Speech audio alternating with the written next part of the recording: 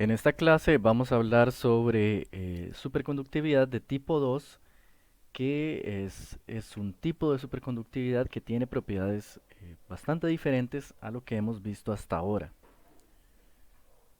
Antes que nada, es bueno comenzar con un resumen de las propiedades que hemos aprendido sobre los materiales superconductores hasta este punto.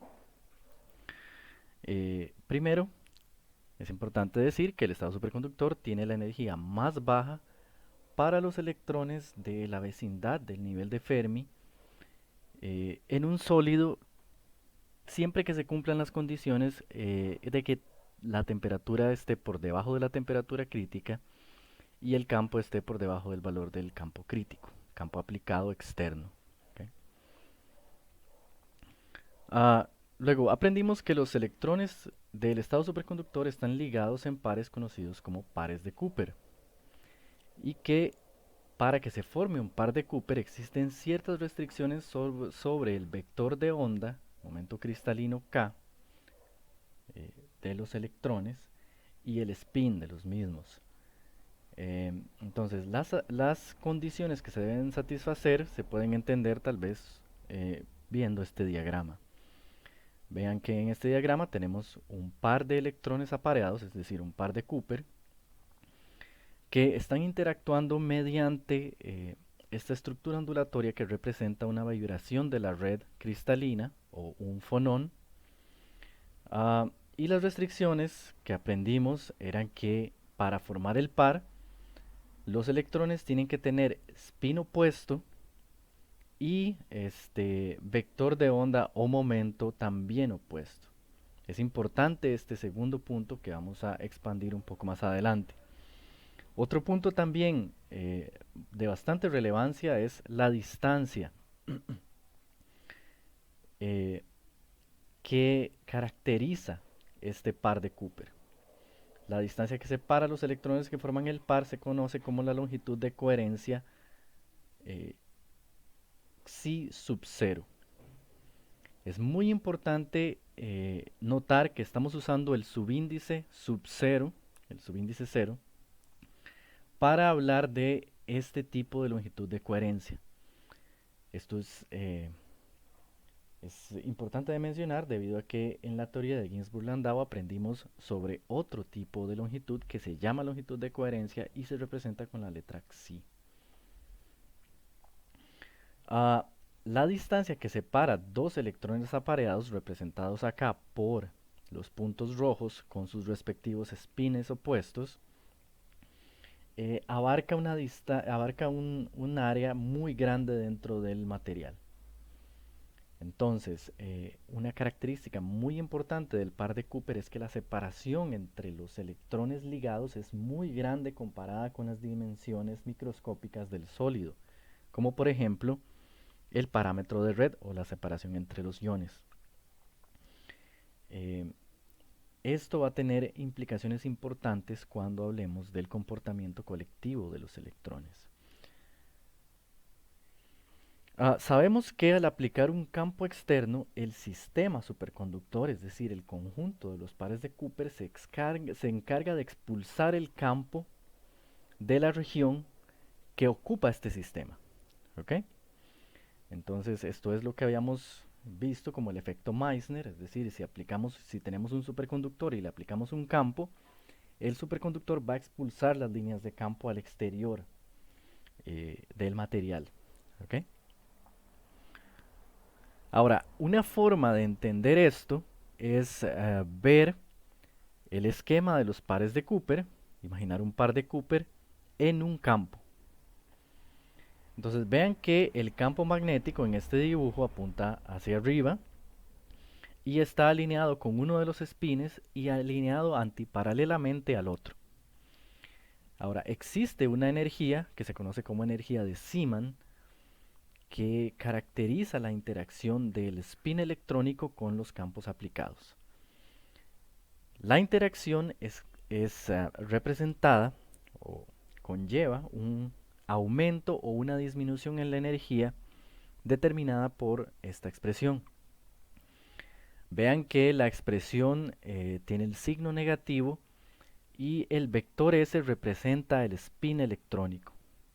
Entonces, si los espines están alineados paralelos al campo, el cambio en la energía es negativo, es decir, esto es conveniente para un electrón.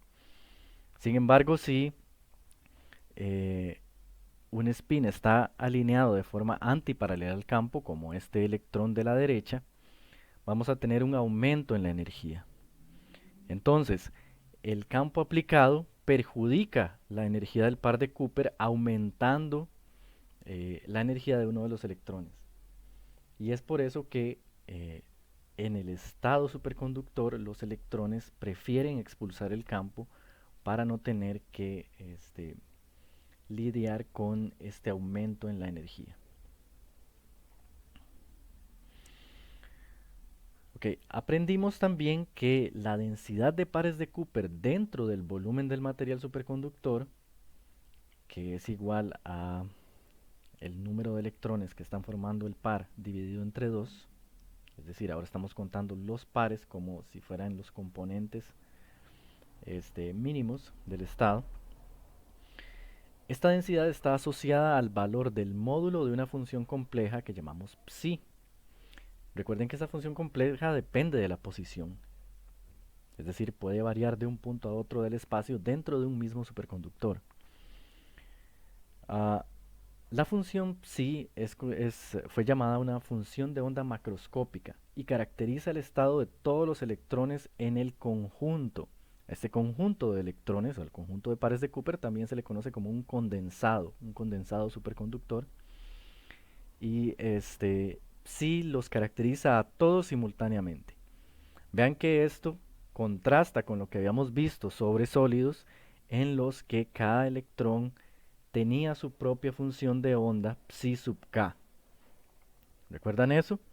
O sea, los electrones tenían cierto valor de k, del vector de onda o momento, y para cada valor de k correspondía una única función de onda. En el caso de los pares de Cooper tenemos una función de onda, por eso se llama macroscópica, que abarca un número significativo de electrones, todos los que estaban cerca del nivel de Fermi, y todos ellos ocupan el mismo estado. Entonces, como acabo de decir, todos los electrones ocupan un único estado y ese estado es representado por psi. Y recordemos de los aspectos que vimos sobre mecánica cuántica que las funciones de onda son útiles porque contienen las propiedades dinámicas de las partículas que representan, en este caso los electrones, y más específicamente para un superconductor las propiedades dinámicas de todo el conjunto de electrones. Ahora, vimos del esquema del par de Cooper que los vectores k tienen direcciones opuestas. Y esto se traduce a la afirmación de que en ausencia de un campo eléctrico, los centros de masa de todos los pares de Cooper tienen un momento igual a cero. Es decir, la suma de los dos vectores k que vimos anteriormente da cero, que era una de las restricciones para que se pudiera formar el par.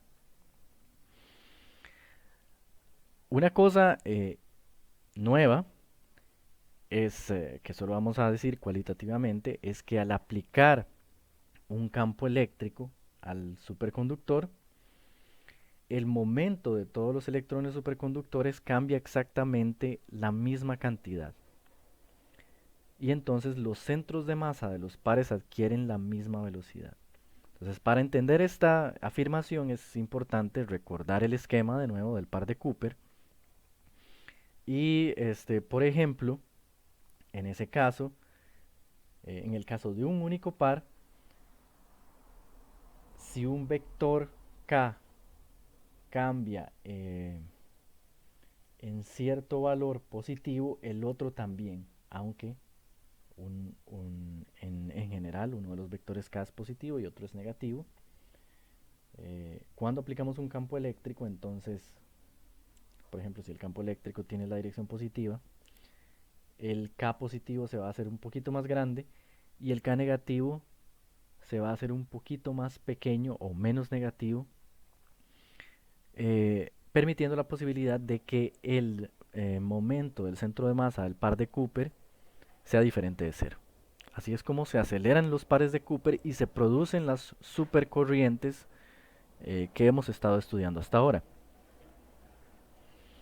Ok, ahora recordemos que las corrientes superconductoras están caracterizadas por la fase de la función psi. Recordemos que la función psi, al ser un número complejo para cada punto del espacio, estaba caracterizada por una magnitud o un módulo y una fase. Entonces la fase, que es el argumento de la exponencial, se representaba con el símbolo θ, es una función de r también. Ahora, vimos un punto muy importante en el que quiero enfatizar, y es que había restricciones de monovaluación sobre psi, es decir, la función de onda macroscópica tiene que tener el mismo valor en cualquier punto R. No puede haber dos valores diferentes de psi para un mismo punto R. Y integrando esa función, aprendimos que cualquier trayectoria cerrada dentro de una región superconductora solo puede encerrar una cantidad de flujo magnético determinada por la siguiente relación. Eh, el flujo tiene que ser igual a un número entero de un cierto valor mínimo fundamental de flujo, que conocimos como el fluxon. Entonces, el cuanto de flujo o fluxon es una cantidad fundamental de flujo de origen totalmente cuántico, debido a que estamos usando una función de onda y ecuaciones de naturaleza cuántica, como la ecuación de Schrödinger no lineal. Um, y este cuanto de flujo está caracterizado claramente por, primero que nada, la constante de Planck, que es la constante fundamental de los fenómenos cuánticos, y otras constantes fundamentales. Entonces, la cantidad mínima de flujo en que se puede incrementar eh, el mismo en una región es hc sobre 2c. ¿Okay? Y en cualquier trayectoria cerrada que no incluya corrientes, por la que pase flujo a través de un superconductor, o por ejemplo el superconductor tenga un hueco y pase flujo magnético, pase campo magnético y establezca un flujo magnético ahí. Si medimos el flujo, ese flujo solo puede ser un múltiplo entero del fluxo.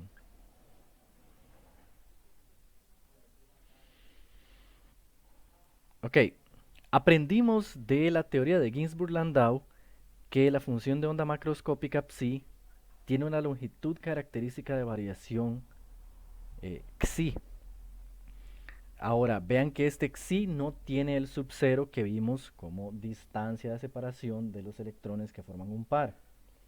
En este caso, este xi es de una naturaleza totalmente diferente y solo desafortunadamente tiene el mismo nombre, un nombre muy parecido. Se conoce como la longitud de coherencia de Ginzburg-Landau. Pero recordemos que este xi lo que caracterizaba es la variación de la función de onda macroscópica.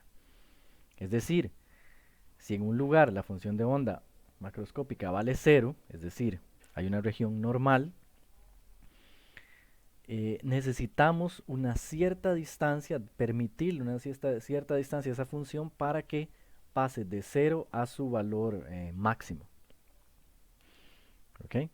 Entonces, para pasar de una región normal a una región en estado totalmente superconductor, necesita permitirse una distancia entre estas dos regiones del orden de la longitud de coherencia de Ginzburg-Landau.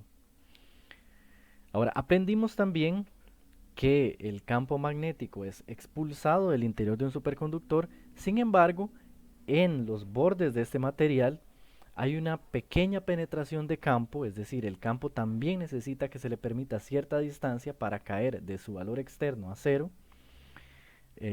dentro del superconductor. Entonces, la distancia que debemos permitir para que el campo se anule es conocida como la longitud de penetración y representada con la letra lambda. ¿Ok? Entonces, estas dos longitudes son características de un material superconductor y se pueden combinar, y de hecho es muy importante en la teoría de Ginzburg-Landau combinarlas para definir el parámetro kappa, que era la razón entre lambda y xi. ¿Ok? También de la teoría de Ginzburg-Landau pudimos determinar los valores de xi y de lambda a partir de cantidades que conocemos, que están representadas acá. De especial importancia es que en la segunda expresión, en el denominador, aparece la función de onda al cuadrado. Recordemos que la función de onda al cuadrado es igual que la densidad de electrones superconductores. Y enfatizo de nuevo, este xi, esta longitud de coherencia Ginzburg-Landau, no es en general y para casi ningún caso igual que la longitud de coherencia del par de Cooper. Algo que no hemos dicho hasta ahora, pero que es importante tener en cuenta, porque aparece en la literatura, es el hecho de que la longitud de coherencia del par de Cooper, no la de Ginzburg-Landau, se puede relacionar con lo que se conoce como el camino libre medio, que habíamos estudiado anteriormente para sólidos en general. Recuerden que el camino libre medio era el camino medio, la distancia media que un electrón recorre antes de sufrir una dispersión, una colisión con un ion de la red cristalina. Entonces, cuando la longitud de coherencia es del orden del camino libre medio o incluso mayor, se dice que el superconductor es sucio. Y esto en la literatura se menciona como dirty, la palabra en inglés. Y similarmente, cuando la longitud de coherencia del par de Cooper es mucho menor que el camino libre medio, el superconductor se denomina limpio o clean. Ahora, ¿qué significan estas relaciones? Tal vez la segunda afirmación es más fácil de entender. Recuerden que si la longitud de coherencia nos dice el tamaño del par de Cooper y si el camino libre medio para que un electrón sufra una colisión es L, al ser mucho mayor el camino libre medio que la longitud de coherencia, el par de Cooper puede considerarse como una partícula. En el primer caso, el par de Cooper abarca muchos puntos de dispersión, es decir, muchos obstáculos al mismo tiempo. Ok, entonces, solo para recordar, el camino libre medio estaba definido por el producto de la velocidad de Fermi, la velocidad de los electrones en el nivel de Fermi, y el tiempo de relajación, que de nuevo era el tiempo medio entre dos colisiones consecutivas para un cierto electrón. Entonces, esto también es importante porque estamos relacionando propiedades del estado normal, como el camino libre medio, con propiedades del superconductor. Esto es de esperarse porque el estado superconductor emerge a partir de un material con ciertas propiedades de estado normal. Entonces, no es un cambio este, totalmente sin relación, sino que el estado, la naturaleza del superconductor que se forme, depende un poco de las características del metal en el que se forma. Ok, ahora sí podemos comenzar tal vez a hablar un poco de lo que necesitamos para entender la superconductividad de tipo 2. El último resultado que habíamos visto de la teoría de Ginzburg-Landau era tenía que ver con la variación del campo y la función de onda en lo que se llamó una interfaz. Es decir, tenemos una región continua del espacio y en cierto sector representado acá por la parte negativa del eje X, tenemos que el sistema de electrones está en estado normal y a partir de la parte de 0 hacia la parte positiva de X, el sistema de electrones normal comienza a convertirse en superconductor.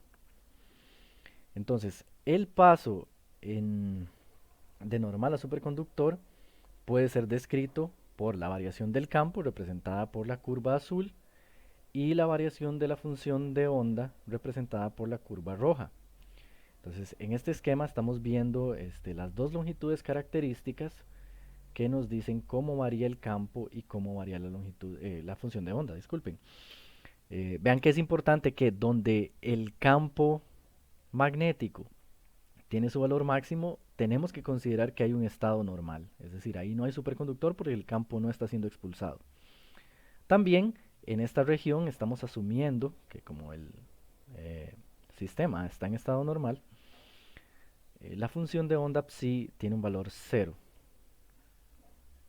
Ahora, el estado ya netamente superconductor comienza más o menos en esta región, donde la función de onda tiene su valor máximo, es decir, tenemos una concentración alta de pares de Cooper y por ende el campo es expulsado. Como vimos anteriormente, la presencia del campo perjudica la energía de los pares de Cooper, entonces es expulsado.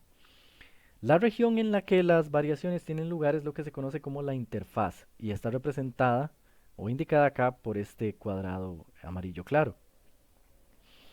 Habíamos calculado la energía de la interfaz y habíamos visto que la energía, la densidad de energía por unidad de área, de hecho, de la interfaz está aproximadamente representada por esta expresión.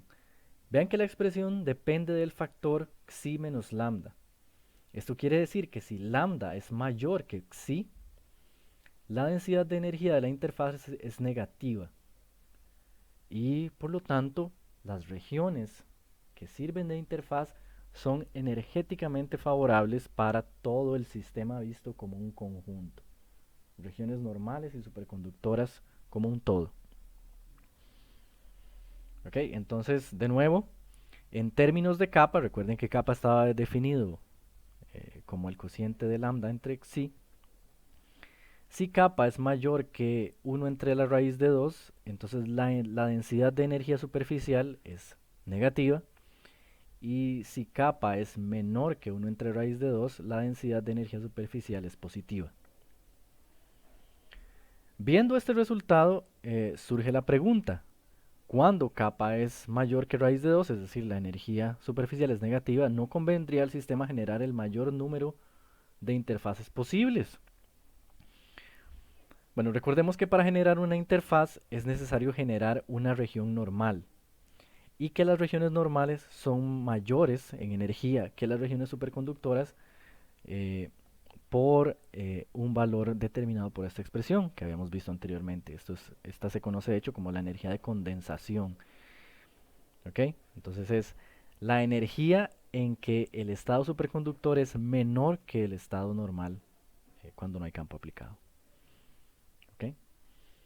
Entonces, si se crea una interfaz, tiene necesariamente que crearse una región normal.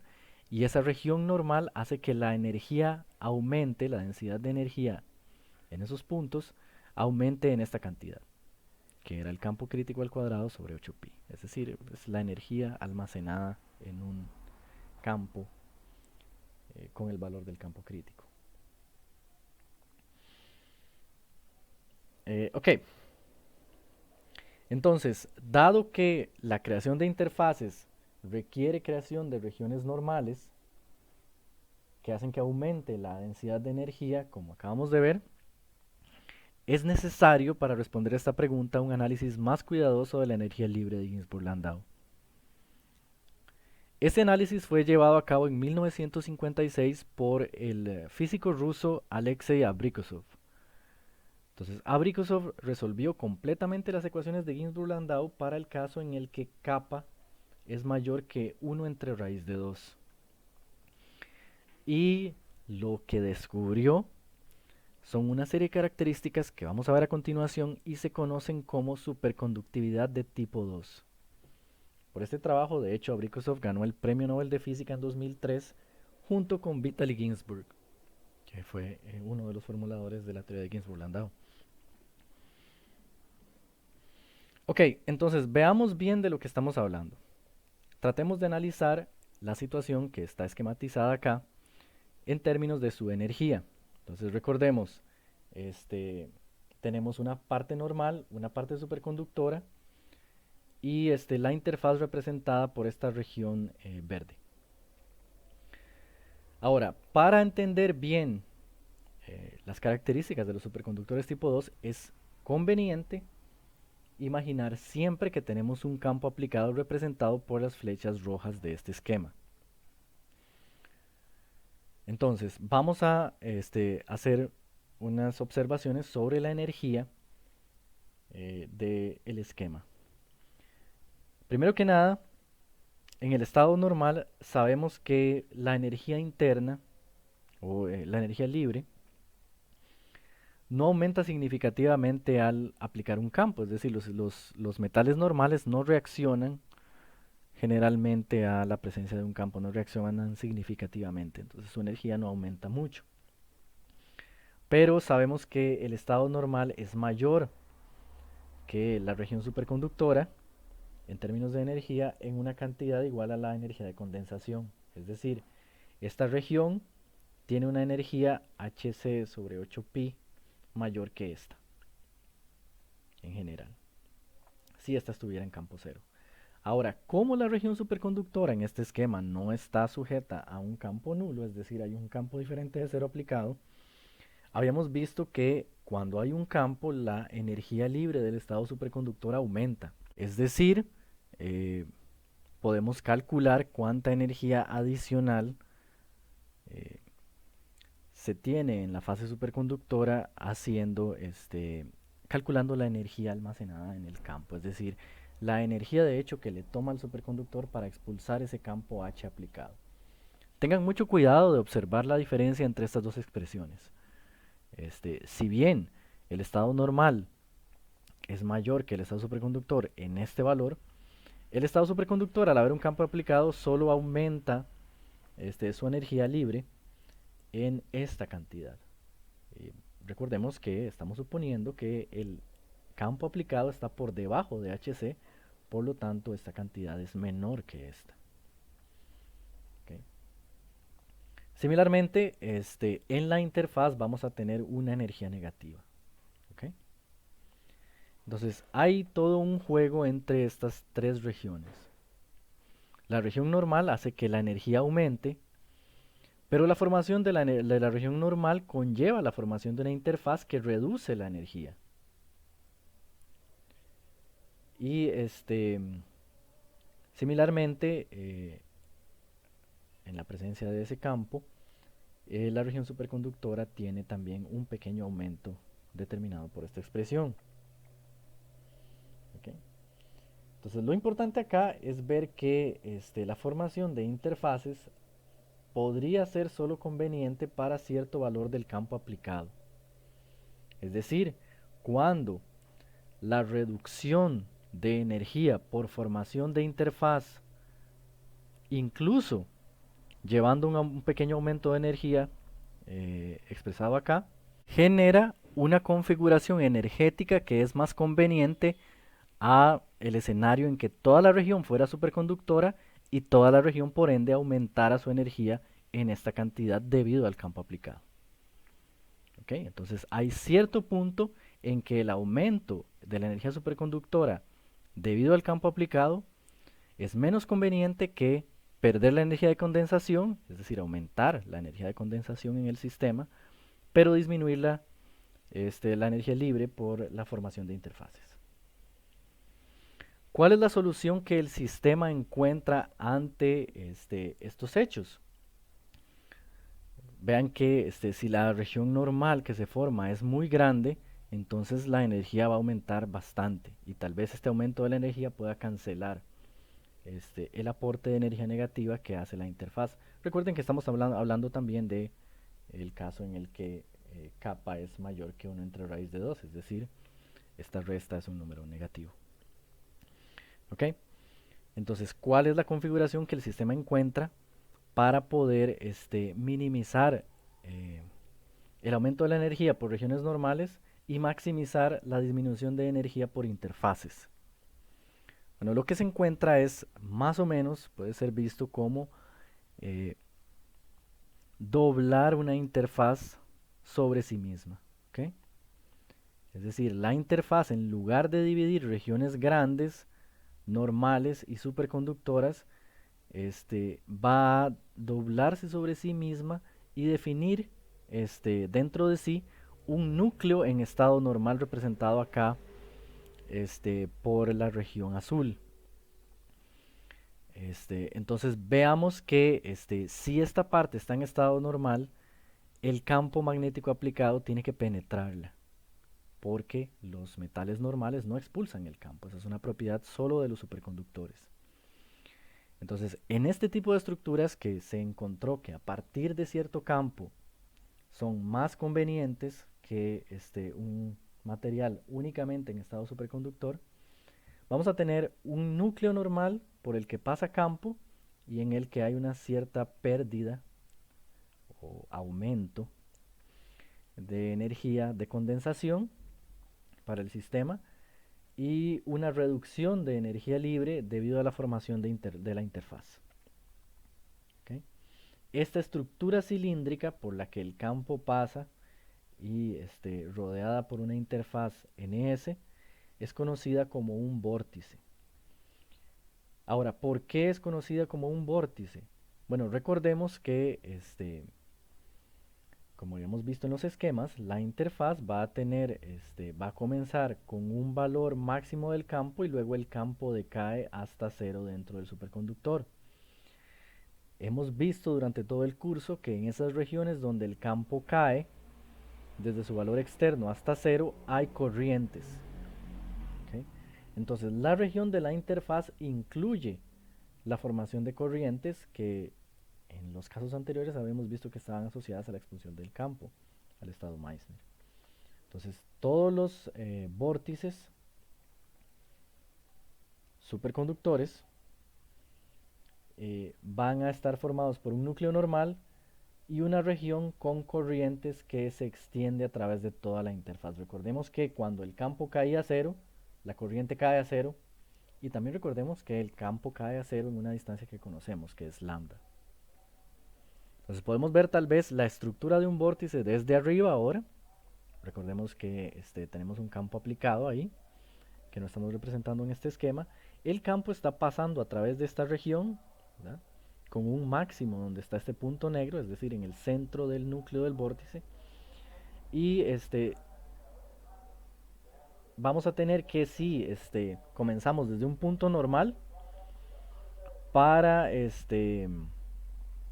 alcanzar el valor máximo de la función de onda, es decir, para que la parte normal se convierta en superconductora, teníamos que permitir una longitud de onda xi, que no es xi sub 0, esto es xi, la longitud de coherencia de Ginzburg-Landau que graficamos para una interfaz.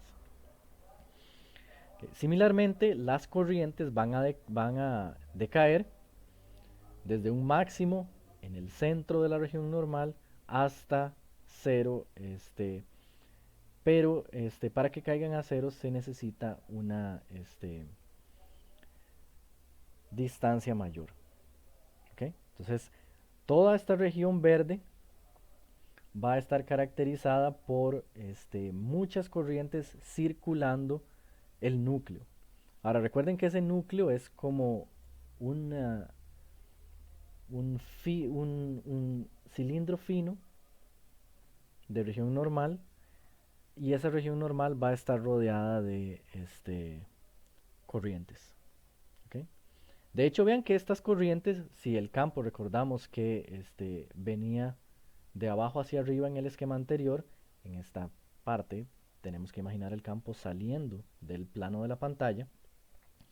Vean que estas corrientes son compatibles con el campo. Es decir, el campo que estas corrientes generan es de hecho exactamente el campo que está atravesando la parte normal. ¿Okay? Y recordemos por último algo que mencionamos anteriormente, que es que si escogemos una trayectoria de integración suficientemente distante del centro de este vórtice, es decir, que no pasen corrientes por ahí, habíamos visto que el flujo magnético es igual a un número entero de fluxons o de cuantos de flujo. Am, para el caso de un vórtice, es decir, para el caso de las estructuras más convenientes para reducir la energía libre, aprovechando el aporte negativo de energía de la interfaz, tenemos que siempre el valor de n es igual a 1. Es decir, un vórtice es una estructura con un núcleo normal rodeado por corrientes por la que pasa campo, y el campo que pasa es la cantidad exacta necesaria para que el flujo en ese vórtice sea un único fluxón. Es decir, se podría decir incluso que los vórtices son caracterizados porque acarrean una cantidad cuantizada de flujo y que es la cantidad mínima permitida dentro de un superconductor. Es decir, un fluxón de flujo únicamente. Recordemos de nuevo que el fluxón estaba definido por Hc sobre 2c.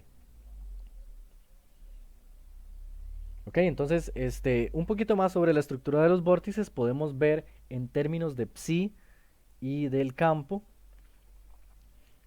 cómo se representaría un vórtice como en esta figura de la izquierda. Vean que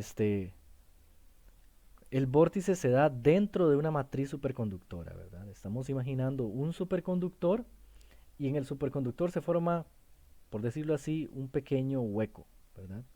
Sin embargo, esto no es un hueco, es simplemente una parte de material que salió del estado superconductor, se hizo normal y creó una interfaz alrededor. ¿Ok? Entonces, por lo tanto, lejos de ese vórtice vamos a tener que la función de onda, es decir, la densidad de pares de Cooper, es la densidad máxima dentro del superconductor. Es decir, si nos alejamos del centro de ese vórtice, la cantidad de pares de Cooper va aumentando hasta que alcanza su valor máximo en el interior del superconductor. Similarmente, dentro del superconductor el campo es cero, pero si nos acercamos al vórtice vamos a notar que el campo comienza a aumentar, alcanzando su valor máximo en el centro del vórtice. Es decir, un vórtice tiene una región en la que los pares de Cooper desaparecen y el campo entra.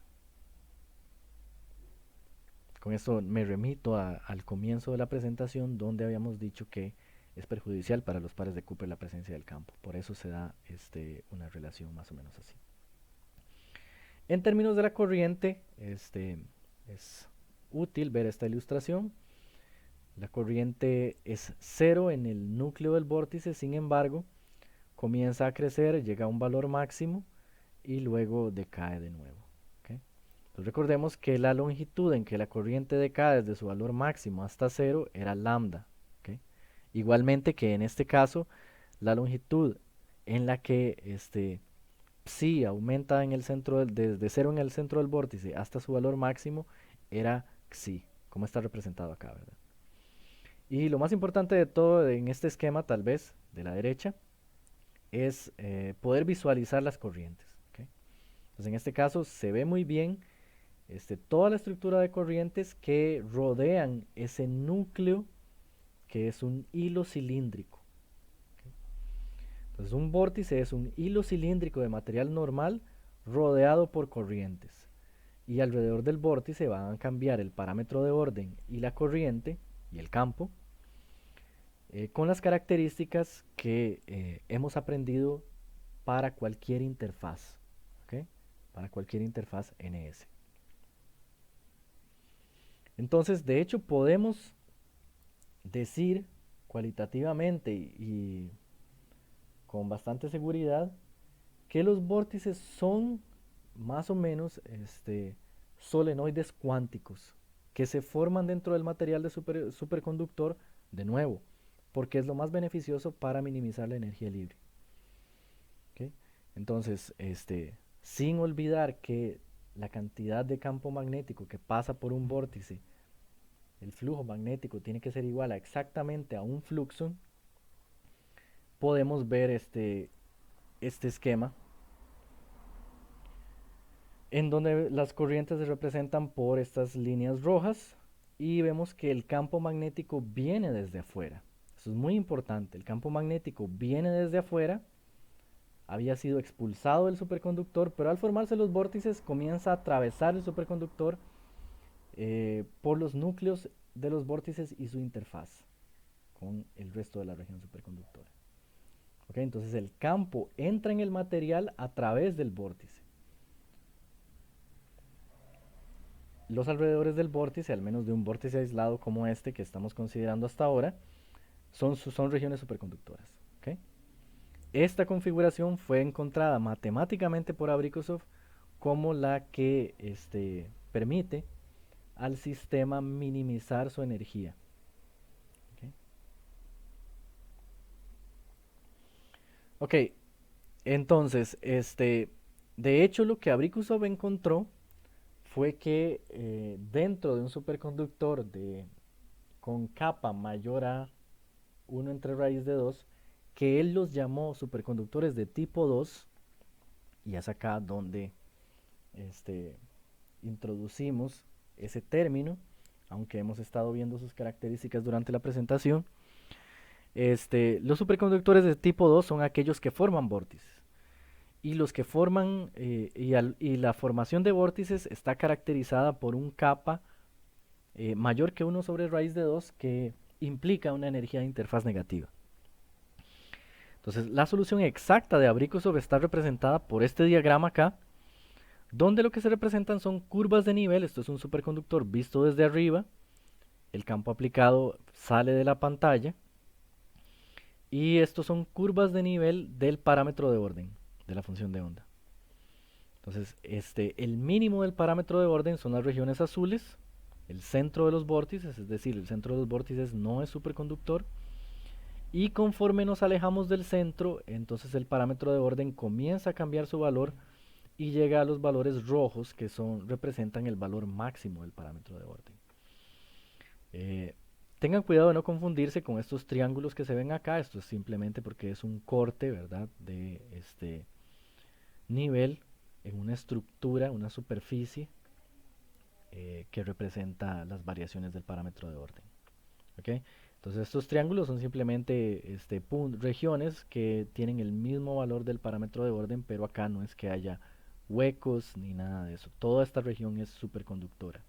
Las únicas regiones que no son superconductoras son estas determinadas por los círculos azules. ¿Ok?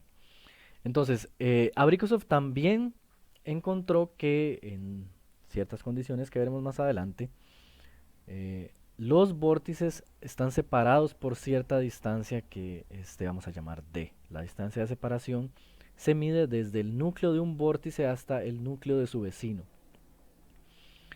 Ah, esa distancia de separación, cuando la densidad de vórtices, cuando hay muchos vórtices dentro de la región superconductora, puede llegar a ser del orden de lambda. Y en ese punto vamos a ver que va a haber interacciones entre los vórtices. Um, el ordenamiento de los vórtices forma una red bidimensional. Vean que al verlos desde arriba, lo que nos interesa es la posición de los núcleos de cada vórtice. ¿Okay? Y lo que estamos viendo es la superficie del superconductor. Entonces, en esta superficie lo que se va a dibujar es una red triangular bidimensional. Vamos a ver los detalles más adelante. El estado donde se forma esta configuración de vórtices, es decir, de líneas de flujo cuantizado y hilos, filamentos normales dentro del superconductor, se conoce como el estado mixto o la fase de Abrikosov. ¿Okay? Esos términos fueron ideados bien al comienzo de la observación de estos sistemas y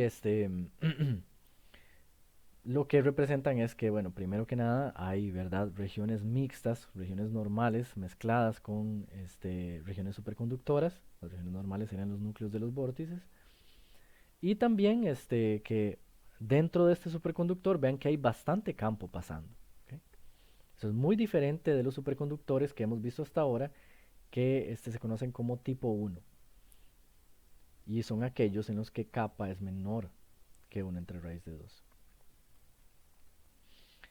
Entonces, solo para tratar de visualizarlo con esquemáticamente una vez más, si nosotros tenemos un bloque de material superconductor y se aplica un campo H eh, mayor que cierto valor que vamos a ver establecido, lo que favorece la energía libre del sistema es la formación de vórtices superconductores.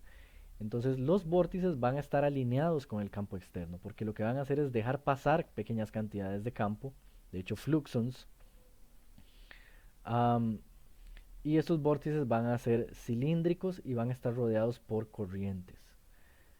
El ordenamiento, cuando hay una cierta densidad de vórtices, de forma que ellos puedan interactuar, va a ser como una red triangular que está representada acá por estas líneas punteadas. Vean que, por ejemplo, si el campo aplicado forma un ángulo, ¿verdad? Con la cara del superconductor, los vórtices lo van a seguir, ¿ok? En principio. Idealmente, los vórtices lo que van a hacer es dejar pasar una cierta fracción de campo externo por el interior del superconductor. Vean que no pasa todo el campo, solo penetra una cierta cantidad de campo en el interior del material superconductor. Estas redes de vórtices, de hecho, fueron propuestas teóricamente por Abrikosov, resolviendo las ecuaciones de Ginzburg-Landau para kappa mayor que 1 entre raíz de 2, y muchos años después fueron observadas. Entonces lo que vemos acá es una foto real con un microscopio de transmisión electrónica, donde los electrones están respondiendo al campo magnético. ¿Okay? Entonces las regiones amarillas y rojas corresponden a la presencia de campo magnético y las regiones verdes corresponden a la ausencia de campo magnético en esta foto. Entonces vean que se está viendo acá la superficie de un superconductor y se tuvo evidencias concretas experimentales de que el campo está pasando a través de regiones determinadas compatibles con el concepto de los vórtices. Vean también que la red que se está observando acá es triangular, ¿cierto? Vean que los vórtices forman triángulos, cada 3 vórtices. ¿Ok? En general, si los vórtices están muy juntos, como se ve acá estamos viendo una línea de vórtices. Entonces a través de cada vórtice pasa cierta cantidad de flujo magnético y podemos de hecho graficar el campo magnético, ¿verdad? Dividiendo ese flujo por el área, y el campo magnético se vería más o menos así, ¿okay? Se vería oscilando en el espacio conforme nos movemos a través del superconductor. A continuación vamos a ver un video tomado con una técnica magneto-óptica, es decir, haciendo incidir un láser sobre una superficie superconductora, y la polarización de la luz va a ser afectada por la presencia de campos magnéticos en esa superficie, y así se van a poder ver los vórtices. Entonces acá comenzamos con esta imagen donde los puntos blancos representan campo magnético pasando. ¿Okay? Entonces vean que los puntos blancos acá son los vórtices, y lo que vamos a tener es una situación en la que el campo magnético externo es aumentado, y conforme el campo aumenta, cada vez se forman más y más y más vórtices. Eso es importante. Una característica del estado mixto es que la cantidad de vórtices dentro del superconductor depende del campo aplicado. Conforme más campo, entonces al sistema le es más conveniente formar más vórtices. ¿Por qué? Recuerden que las regiones superconductoras aumentan su energía libre al aumentar el campo. ¿Okay? Entonces, para compensar ese aumento de energía libre, al sistema le conviene crear vórtices con interfaces de energía negativa. Entonces, vamos a ver acá la red de vórtices. Vean que los vórtices, acá está el borde del material, y los vórtices entran desde el borde. ¿Okay? Vean a los vórtices entrando conforme se aumenta el campo, se van entrando, se van juntando, ¿okay? Y conforme el campo aumenta más, se van juntando cada vez más vórtices, y vean que ahora la densidad comienza a ser bastante, y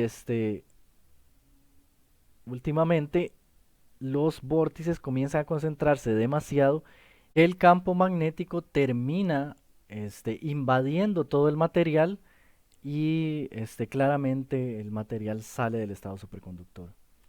¿Qué es lo que pasa? Vean que los núcleos de los vórtices son normales, son regiones en estado normal. Conforme los vórtices se van aplastando cada vez más juntos, los núcleos se acercan cada vez más hasta que traslapan. ¿Ok? Una vez que los vórtices, los centros de los vórtices están a una distancia de 2 psi, es decir, 2 veces la longitud de coherencia, pues básicamente todos los núcleos están traslapados y las regiones normales abarcan prácticamente todo el volumen del superconductor. ¿Ok? Entonces en ese punto se quiebra el estado mixto y finalmente el material sale del estado superconductor. Teniendo esto que acabamos de ver en mente, vamos ahora a tratar un poco la matemática del fenómeno.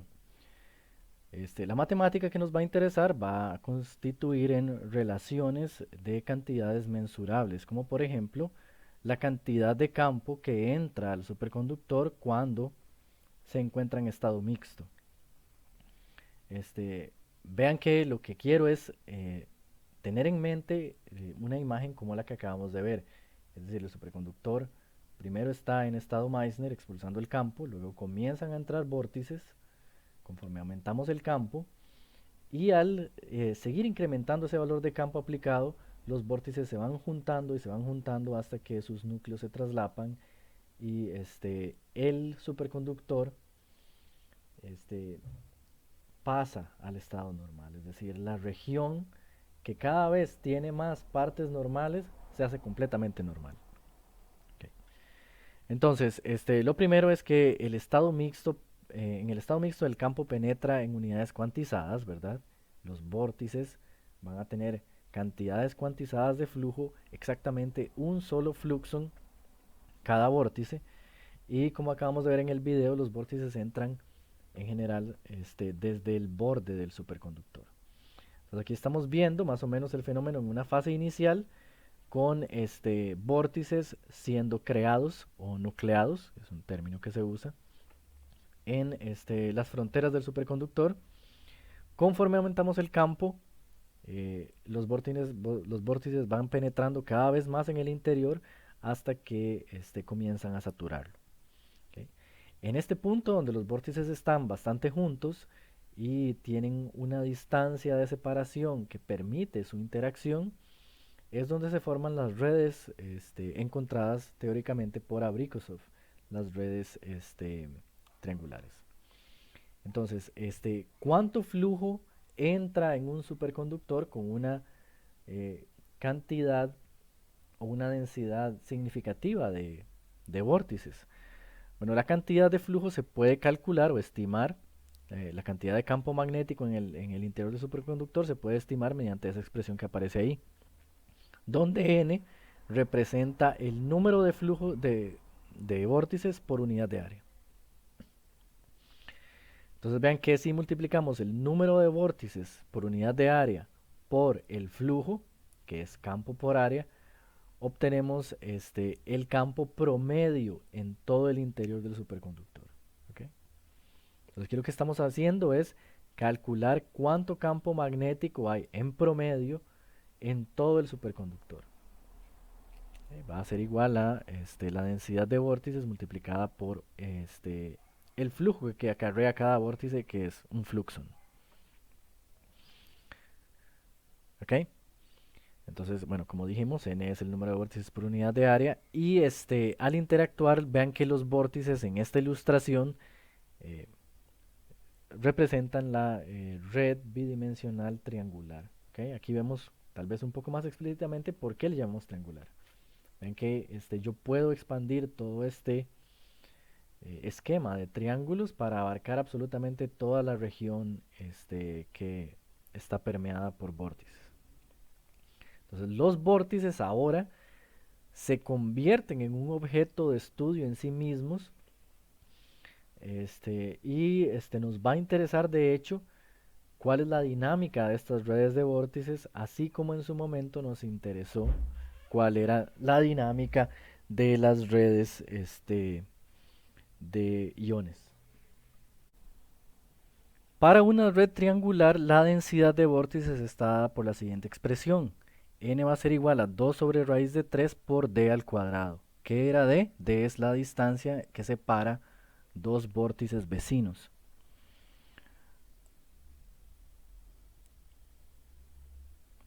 Esa distancia es determinada por el campo aplicado. Vean que, de nuevo, es muy importante en todo este análisis tener en cuenta que conforme el campo aplicado se va haciendo más fuerte, los vórtices se van juntando cada vez más. Permanecen en una red triangular, pero la distancia de va disminuyendo cada vez más, se van juntando. Entonces, de nuevo, el campo interno, el campo que está atravesando y ocupando el interior de este superconductor, puede ser calculado en promedio mediante esta expresión. Es la densidad de vórtices por el fluxo. En una red triangular, la densidad de vórtices está determinada en términos de la distancia de separación entre los vórtices, y esa distancia es fijada por el valor del campo externo al que esté sujeto el superconductor. Ok, entonces ya comenzamos ahora a pensar un poco más en las ecuaciones, o al menos en las relaciones entre las cantidades mensurables. Y lo lógico para comenzar es cómo relacionar ese campo interno B, ese campo magnético que hay en el interior del superconductor, que pasa a través de los vórtices, matemáticamente mediante una curva, ¿verdad? Aquí lo que tenemos entonces es la relación de B y H. H es el campo aplicado y B va a ser el campo que midamos dentro del superconductor.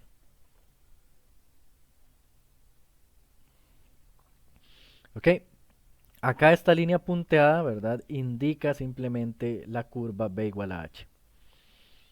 Entonces, de nuevo, teniendo en mente la imagen que definimos al comienzo, antes de aplicar el campo, es decir, cuando el campo externo es cero, el superconductor se encuentra en estado Meissner. No tiene motivo para crear vórtices, para crear interfaces, porque su energía libre es suficientemente baja.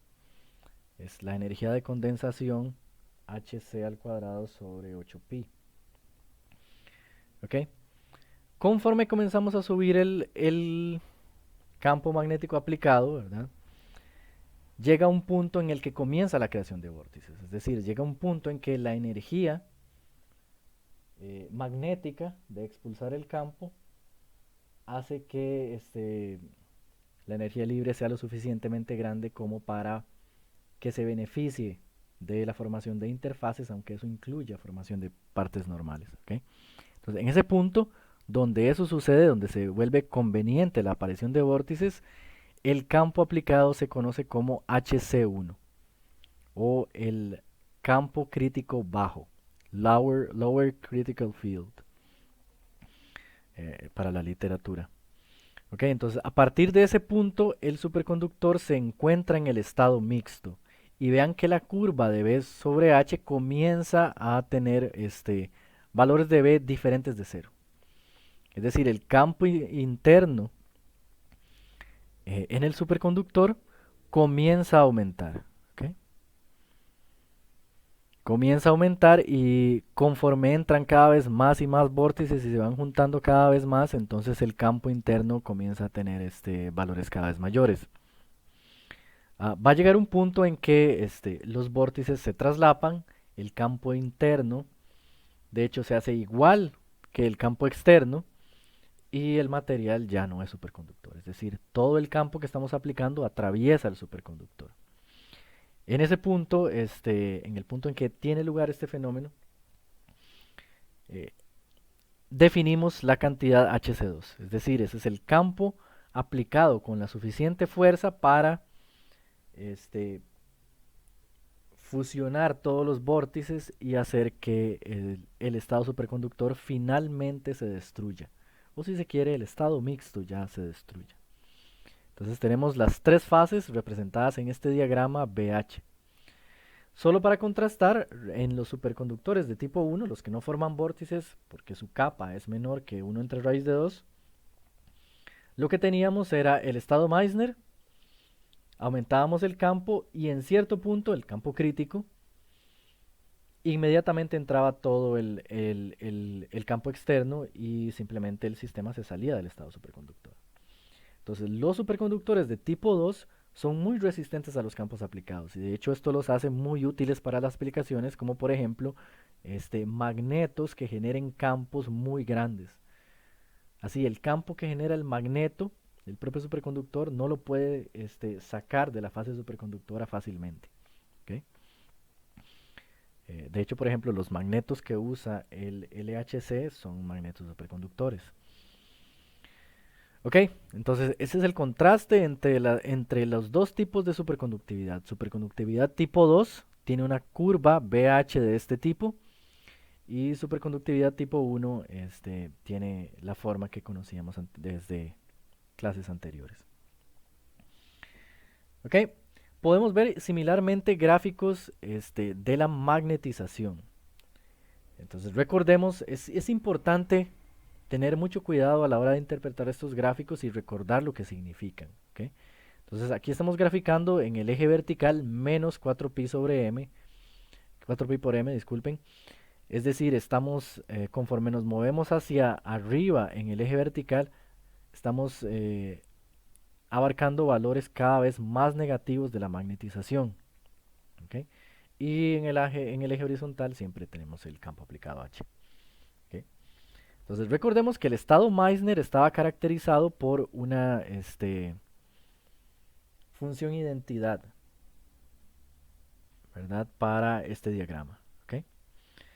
Entonces, una forma útil de interpretar estos gráficos es pensar en que conforme aumentamos el campo aplicado, dentro del superconductor las corrientes de blindaje forman un campo de igual magnitud pero en sentido opuesto. Es decir, aquí vean que el campo aplicado es positivo y aquí la magnetización es negativa. ¿Ok? De forma que el campo aplicado se cancele con el campo de magnetización dentro del superconductor. Es decir, en una curva M contra H, la recta identidad indica expulsión total del campo. ¿Ok? Entonces, cuando... ok, aquí esto está invertido, ¿verdad? Esto es cuando kappa es menor que 1 entre raíz de 2, tenemos un superconductor de tipo 1 en el cual la magnetización va subiendo cada vez más conforme aumentamos el campo para anularlo, hasta que ya el superconductor no aguanta, llegamos al campo crítico y la superconductividad se destruye, permitiendo que todo el campo aplicado entre. ¿Ok? Vean que cuando la magnetización es cero, no hay campo interno que cancele el campo aplicado, y entonces una magnetización igual a cero en este caso indica penetración total del campo. Para superconductores de tipo 2, es decir, cuando kappa es mayor que 1 entre raíz de 2, la situación se ve más o menos así. Vamos a tener de nuevo el superconductor en estado Meissner, la recta identidad, y a partir de cierto punto vean que la magnetización comienza a caer, pero no cae súbitamente a cero como lo hacen los superconductores de tipo 1, sino que cae suavemente. ¿Ok? Eh, conforme esta curva baja su valor de h menos h sobre 4pi, que sería el valor de la magnetización, conforme esta curva baja su valor, lo que estamos viendo es penetración del campo. Estamos viendo penetración de vórtices y eso hace que la magnetización disminuya. Es decir, recuerden que los vórtices dejan pasar campo. Entonces lo que estamos viendo es que parte del campo aplicado está entrando en el superconductor. En este caso entraba todo de una vez, en este caso empieza a entrar por partes, ¿verdad? Y sabemos que esas partes son líneas de flujo cuantizado conocidas como vórtices. Conforme aumentamos el campo, entonces la magnetización va disminuyendo cada vez más, los vórtices van entrando en mayor cantidad y llegamos de nuevo a otro valor de campo aplicado, HC2, en el cual el estado mixto se destruye y penetra totalmente el campo y tenemos un material en estado normal. Okay. Entonces, solo para recordar, la curva de identidad indica que la magnetización es menos H entre 4pi, esa es la característica del estado Meissner. Cuando M es 0, lo que tenemos es un material en estado normal, es decir, es casi cero. Los materiales normales casi no responden a los campos magnéticos, es demasiado insignificante su respuesta. Um, y similarmente para los superconductores de tipo 2 vamos a tener una fase en estado Meissner y una fase en que la magnetización es menos negativa que en el estado Meissner, pero no es cero. ¿Okay? Entonces no tenemos un diamagneto perfecto, pero tampoco tenemos un material que no responda al campo magnético. Finalmente, de nuevo en la fase normal, m es igual a 0. Ok, estas cantidades dependen de la temperatura. ¿Okay? Dependiendo de a qué temperatura tengamos nuestro material, así va a ser el valor del campo requerido para que comiencen a formarse vórtices. Entonces recordemos que la formación de vórtices venía de un balance entre la energía de condensación que se agrega al sistema cuando se crean los núcleos normales, la energía negativa de la interfaz y el aumento en la energía magnética del superconductor. ¿Okay? Recordemos que la energía de condensación estaba dictada por el valor del campo crítico y el campo crítico depende de la temperatura. Por lo tanto, el balance de esas tres energías va a depender también de la temperatura y podemos, de hecho, con gráficos del tipo mostrado anteriormente, construir diagramas de fase para las ahora tres fases de los superconductores de tipo 2. Vamos a tener una fase Meissner, expulsión completa del campo, y esta primera curva nos da todos los valores del campo aplicado HC1, en este caso el gráfico dice BC1, del campo aplicado HC1 para diferentes temperaturas. ¿Okay? Entonces vean que por ejemplo en la temperatura crítica el campo es 0, como es esperado, ¿verdad? Pero conforme vamos disminuyendo la temperatura, de hecho la energía de condensación aumenta y el campo BC1 va tomando valores cada vez mayores. ¿Okay? Entonces conforme la temperatura disminuye, es más difícil hacer entrar al superconductor en estado mixto. ¿Okay? Esto es porque la creación de regiones normales hace que se gane mucha más energía cuando la temperatura es baja. Okay. Ok, y similarmente sucede con el campo BC2 o el campo crítico alto. El campo crítico superior, de hecho. En la literatura esto se llama Lower Critical Field y esto, Upper Critical Field. Ok, entonces tenemos el campo crítico bajo y el campo crítico superior. Ok, entonces es importante tal vez ilustrar de una forma un poco más tangible qué es lo que sucede con el material cuando estamos magnetizándolo, es decir, cuando estamos aplicándole un campo magnético al material superconductor. Entonces, para tener una imagen un poco más clara, vamos a representar de nuevo un superconductor visto desde arriba. Um, y vamos a intentar ver la estructura de los vórtices y asociarla a cada punto de la curva de magnetización. Para esto vamos a establecer una convención. Las regiones que se vean verdes van a ser regiones en las que está atravesando campo magnético, es decir, regiones del superconductor que contienen líneas de campo. Y las regiones grises van a ser regiones en las que el campo es expulsado. Entonces, como dijimos, en la fase Meissner, representada por esa parte de la curva, eh, vamos a tener simplemente que no hay campo dentro del superconductor. Conforme pasamos HC1 y aumentamos el campo, va a comenzar a entrar campo magnético en el superconductor mediante vórtices. Recuerden que cada vórtice acarrea una cantidad cuantizada de campo magnético determinada por el fluxón.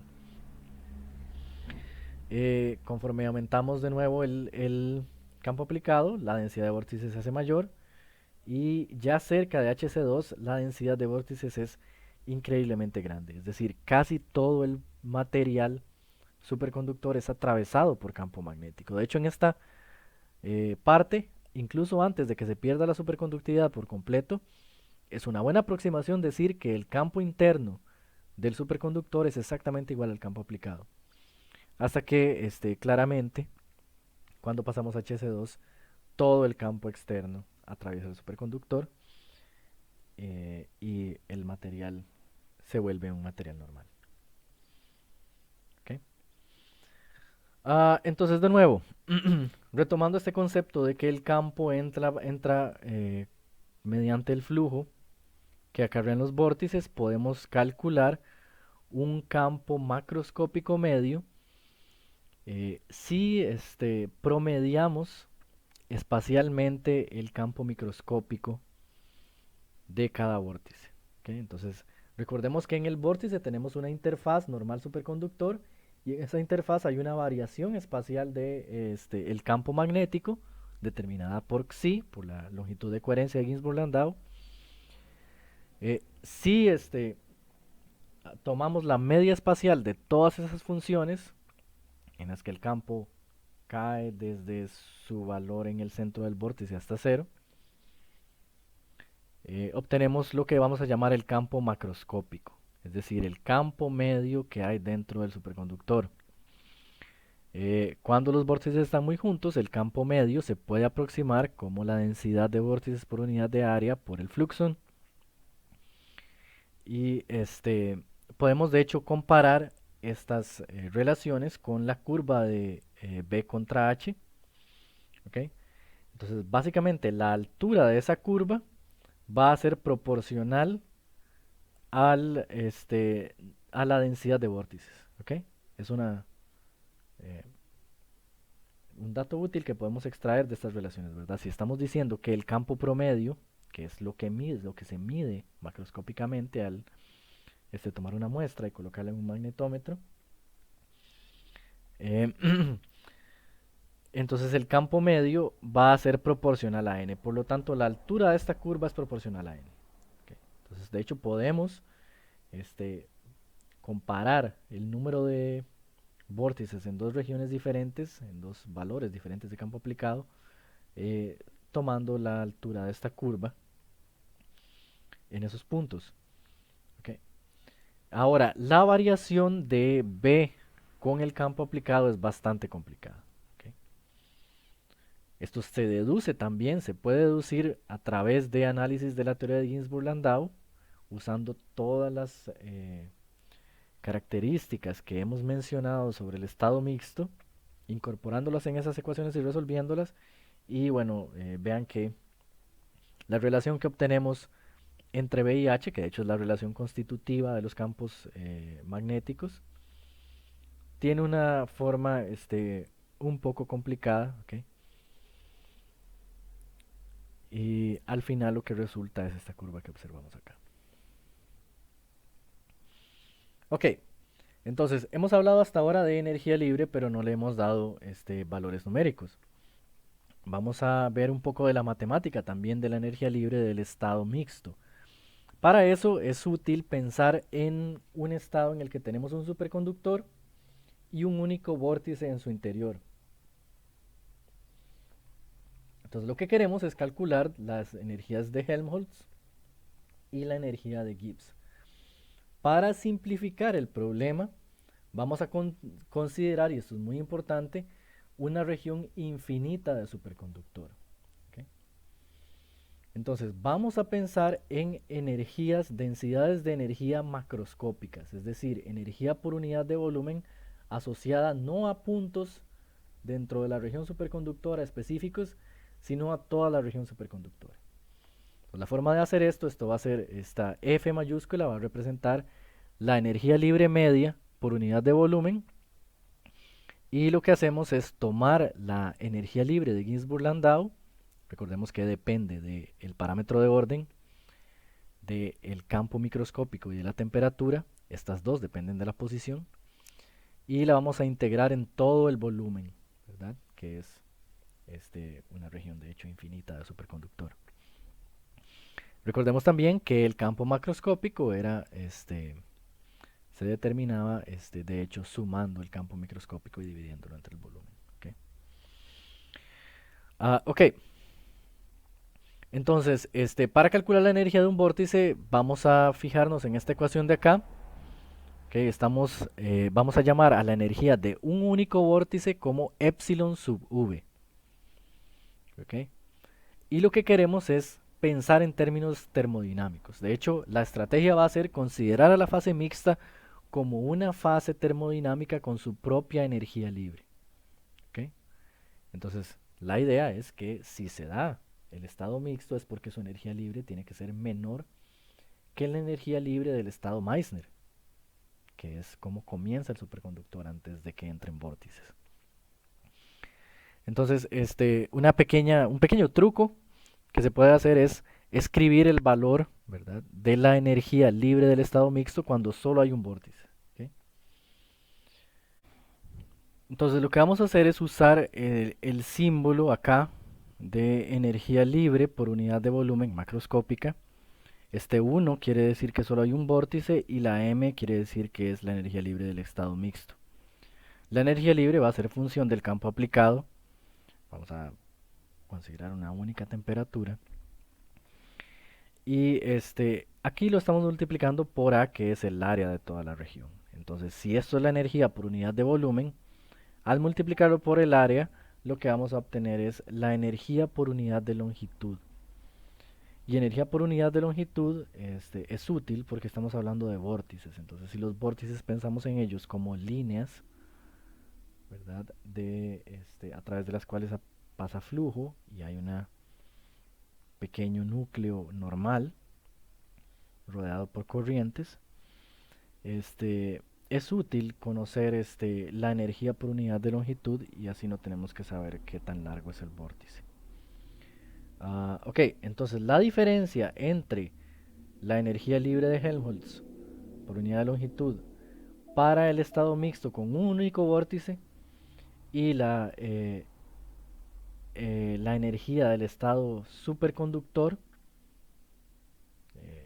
¿verdad? Esto sería el estado Meissner. Esta S quiere decir el estado Meissner sin vórtices. La diferencia entre esas dos energías tiene que ser la energía por unidad de longitud de un único vórtice. ¿Okay? Ahora, es muy fácil entonces para n vórtices calcular también la diferencia de energía.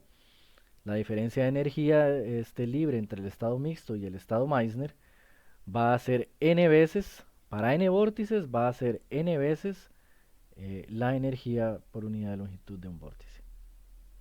¿Okay?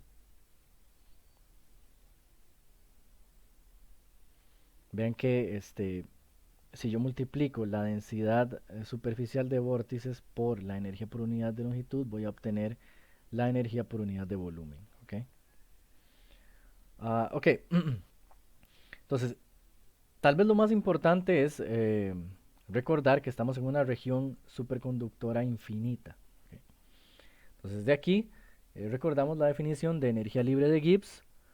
Cuando la energía libre de Gibbs es mínima, tenemos el estado más favorable, ¿verdad?, el estado de equilibrio del sistema. La energía libre de Gibbs se definía como la energía libre de Helmholtz menos B por H sobre 4pi. ¿Okay? Vean que acá B y H son campos macroscópicos. ¿Okay? B va a ser el campo magnético en toda la región superconductora infinita y H va a ser el campo aplicado. ¿Okay?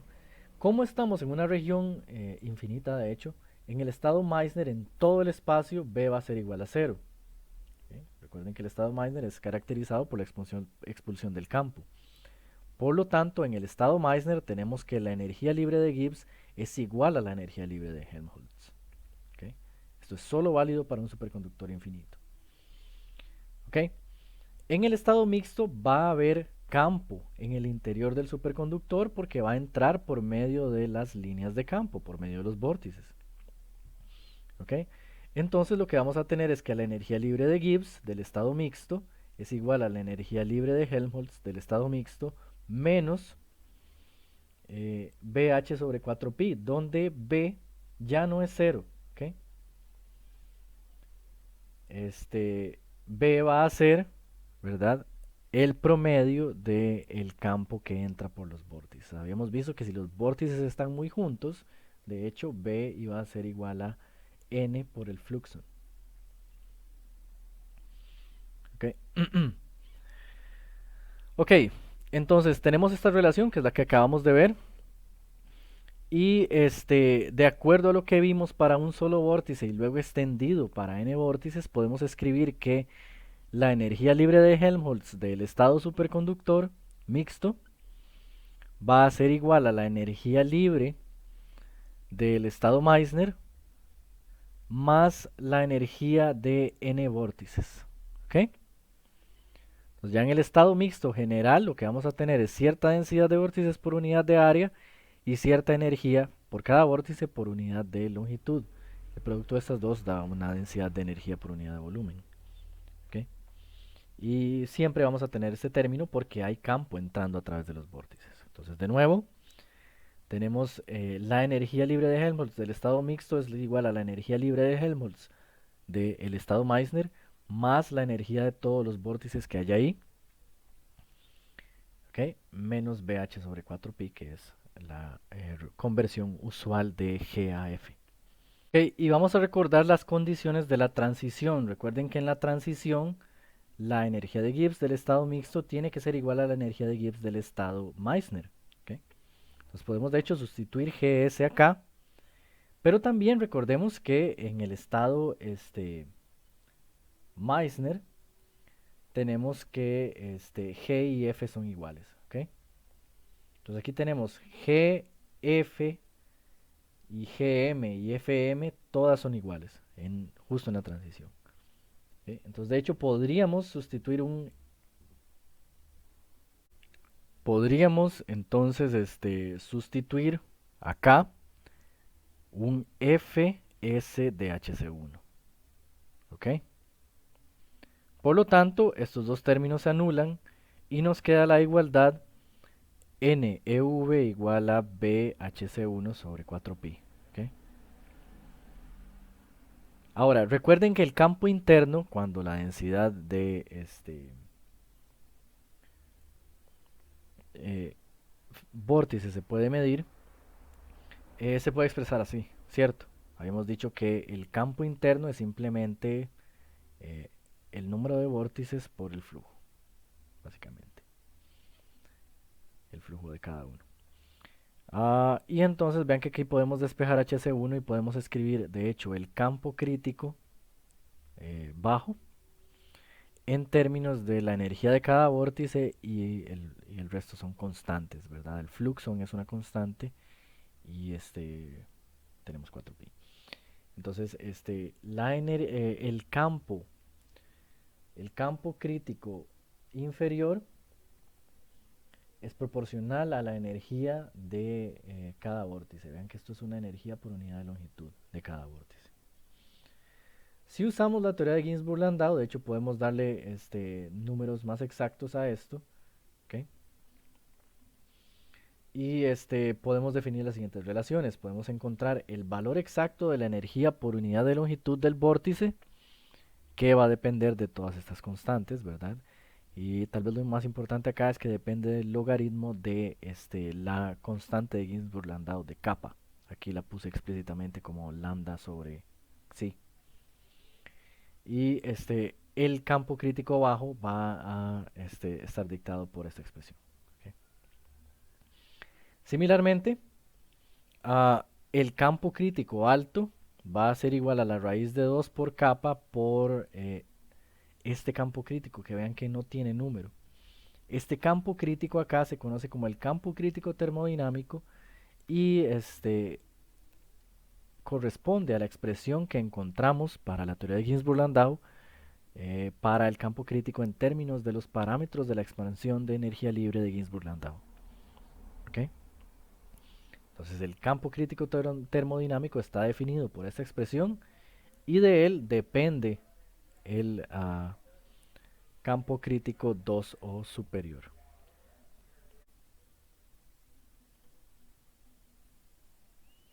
Entonces hasta acá hemos desarrollado expresiones para HC1 en términos de las características del material, HC2 también, y recuerden que podíamos calcular el campo interno eh, en un superconductor en el estado mixto a partir de la densidad de vórtices y el fluxón.